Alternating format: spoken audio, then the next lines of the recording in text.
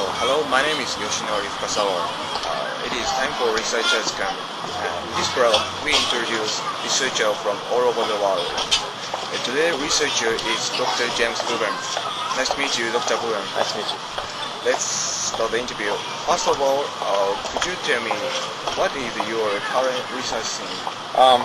So basically I'm trying to develop a new microscopy technique using scanning and transition electron microscopy, and basically what we're doing is trying to develop a low dose technique to look at beam sensitive materials.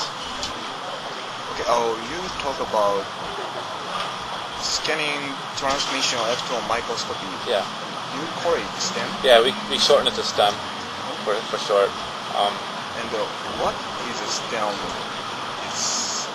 So STEM is basically it's derived from from conventional transmission electron microscopy. So transmission electron microscopy works very much. It's very similar in concept to regular optical microscopy, where you shine your light through your specimen, and you measure the information that's been transmitted, the light that's been transmitted through your specimen.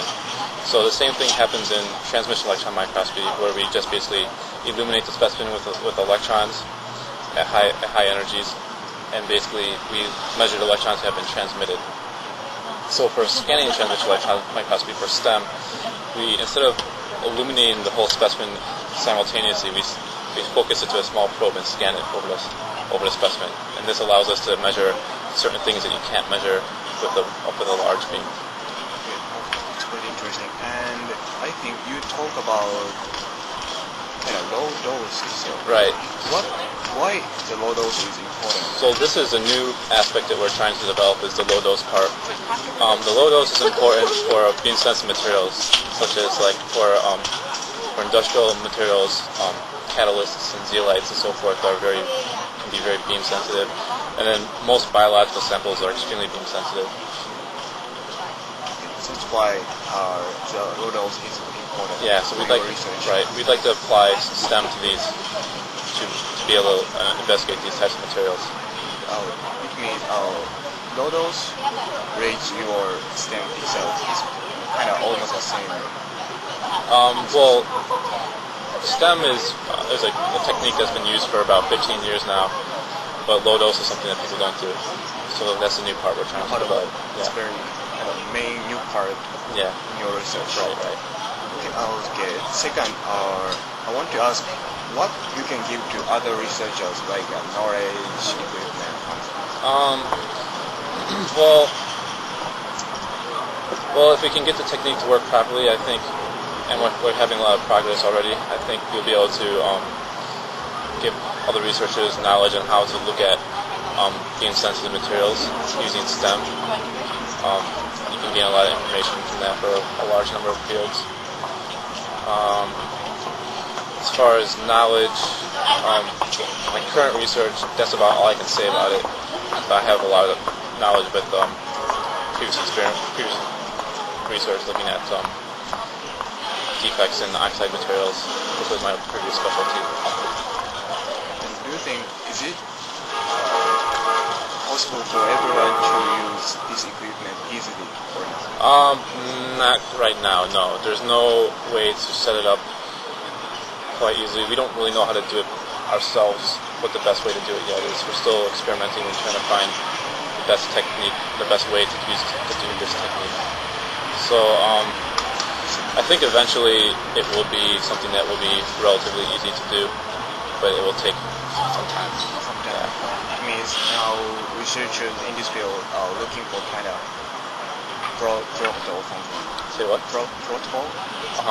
Yeah, I see. It's interesting. And this hard, I want to ask, what do you want in the future, like future research theme? Well, assuming we can get this technique to work properly, it'd be interesting to apply it to beam sensitive materials such as biological specimens. The group that I'm working with now is very interested in the structure of membrane proteins, so that would be one of the first steps that we'll do is try to apply low dose STEM to getting high resolution images of membrane proteins. So personally, I'm from a physics background, so I'm more interested in materials or physical materials. So I'd be interested in looking at the beam-sensitive materials, particularly oxides, which is what I was focusing on for many years before I joined this group. I have a question. Why your research group is focusing on membrane proteins? Membrane proteins can be easily crystallized, so it's advantageous for us to look at stuff in a as a periodicity, so something that can be crystallized. We expect to get very noisy data from this.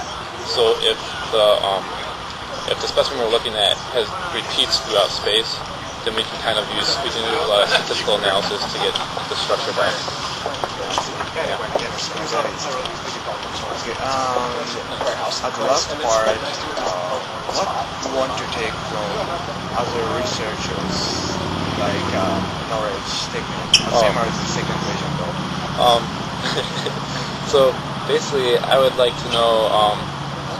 Well, I don't really know much about biology, so it'd be really nice to get more information about proteins and the stuff that I could expect to see in the images in the microscope. Also, we don't make any materials ourselves, so we need to get the specimens from other researchers. So if they have interesting membrane proteins they'd like to have us look at, we'd be very happy to receive that. I would personally also be interested in any beam-sensitive physical or industrial materials, particularly oxides, to test the technique to show that and be able to get new information that we weren't able to get before, because we wouldn't be able to look at beam-sensitive materials in that way without the low-dose technique. Oh, you talk about oxides. Yeah. What type of oxides do you want from other researchers? I'm interested in pretty much anything that would damage easily under the regular electron beam. So, because those types of specimens would be able to be characterized using a regular STEM or TEM. But anything that damages easily has a high sensitivity to radiation damage would be very nice for these types of experiments to show that we can get the technique to work properly and see what kind of information we can extract from these types of specimens. Okay, which means the main important factor of new oxides is being easily damaged. Right. It's very important. Yeah. Okay, I think it's time to finish. Okay. Thank you, Dr. Kuban. My pleasure. Yeah, this is a very good opportunity for, I think, all over the world. Yeah.